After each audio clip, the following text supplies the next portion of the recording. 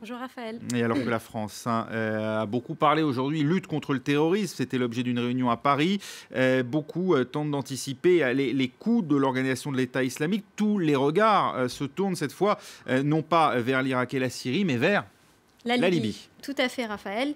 On parle beaucoup de l'Irak et de la Syrie, mais en fait, comme vous dites, on tente d'anticiper les coups de l'organisation de l'État islamique et ça serait probablement la Libye. Pourquoi? Eh bien parce que la situation y est chaotique, la situation politique. Et en plus, le terrain y est propice. C'est un désert et on y trouve des armes à portée de main depuis la chute du guide de la Libye, Mouammar Kadhafi. Et des ressources pétrolières. Et des ressources pétrolières, merci de le rappeler.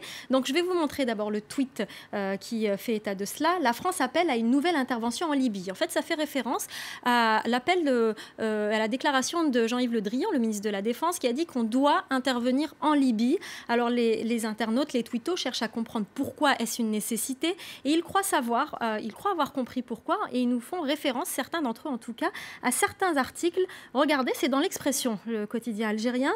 On nous explique qu'en fait, la stratégie de l'organisation de l'État islamique, c'est d'aller s'installer en Libye. On nous donne par exemple l'exemple que certains, comme AQMI, ont fait allégeance à l'organisation de l'État islamique. Pas seulement, il y a Ansar al-Sharia aussi qui le font. Autre article, celui de l'Économiste, un quotidien marocain, qui nous parle d'un groupe algérien, les soldats du califat, qui quittent AQMI et qui se rallient à l'État et à l'organisation de l'État islamique. Alors on nous explique qu'il y a même des djihadistes qui se trouvaient d'origine maghrébine, qui se trouvaient en Irak et en Syrie, qu'on a dépêchés sur le terrain pour essayer de préparer le terrain, de s'installer en Libye et de d'étendre le califat de la Libye vers l'Algérie, la Tunisie et un peu plus loin, le Mali. Plus bas, et le Mali, vers les pays du Sahel aussi.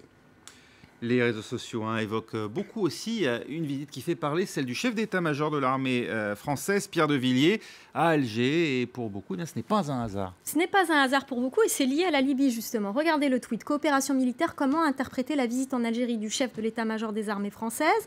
Eh bien, la presse algérienne pense avoir compris qu'il s'agit en fait que le chef de l'état-major des armées françaises cherche à convaincre Alger de coopérer justement dans cette intervention en Libye, cherche à convaincre Alger d'intervenir militairement en Libye. Alors bien sûr, la presse algérienne en parle et explique pourquoi. Ça a tellement fait le buzz en Algérie que le ministre des Affaires étrangères a dû démentir qu'il n'y aura pas d'intervention, c'est dans Ash-Shourouk, pas d'intervention militaire en Libye, mais ça fait tout de même le buzz et on en parle et on tente d'expliquer pourquoi. D'abord l'appel de Jean-Yves Le Drian, ensuite on explique que l'Algérie a 800 km de frontières avec la Libye, 2000 km de frontières au total à l'Est, avec tous ces pays, le Mali, la Tunisie, la Libye, et que donc il faut sécuriser. L'Algérie a déjà dépêché 24 000 hommes pour sécuriser, mais ce n'est pas suffisant. Et on nous explique aussi que la France tente de convaincre l'Algérie qu'il est nécessaire pour sa propre sécurité qu'elle intervienne, mais c'est bien sûr difficile. C'est pour ça que ça fait le buzz. C'est pour ça que le ministre des Affaires étrangères a démenti, parce que l'Algérie campe sur ses positions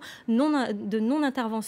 L'armée algérienne est une armée défensive et non pas offensive et pour l'instant ça reste un peu en suspens et on se pose quand même la question, Paris presse Alger de participer à l'expédition en Libye et pourtant le général Pierre de Villiers est à Biskra parce que dans sa visite qui s'est achevée aujourd'hui, le chef de l'armée française s'est rendu à Biskra dans une école de commando. Alors bien sûr ça alimente la rumeur sur une intervention algérienne et le tout, Raphaël, a été renforcé par une autre information qui a peut-être rien à voir avec tout cela, mais hier, le retour du général algérien qui s'était retiré, le général Tartag. Il s'était retiré l'année dernière, il revient, il a été nommé conseiller à la présidence algérienne et il est connu pour sa lutte antiterroriste.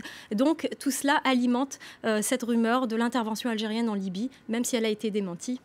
On le saura peut-être ou pas. À suivre donc. À suivre. Merci Myriam. On passe à notre focus du jour. Alors qu'on a beaucoup parlé aujourd'hui à Paris de l'organisation de l'État islamique, il est un pays où les djihadistes sont en train d'étendre leur influence, le Liban, près de la frontière syrienne, là où les réfugiés affluent en masse depuis le début de la guerre civile.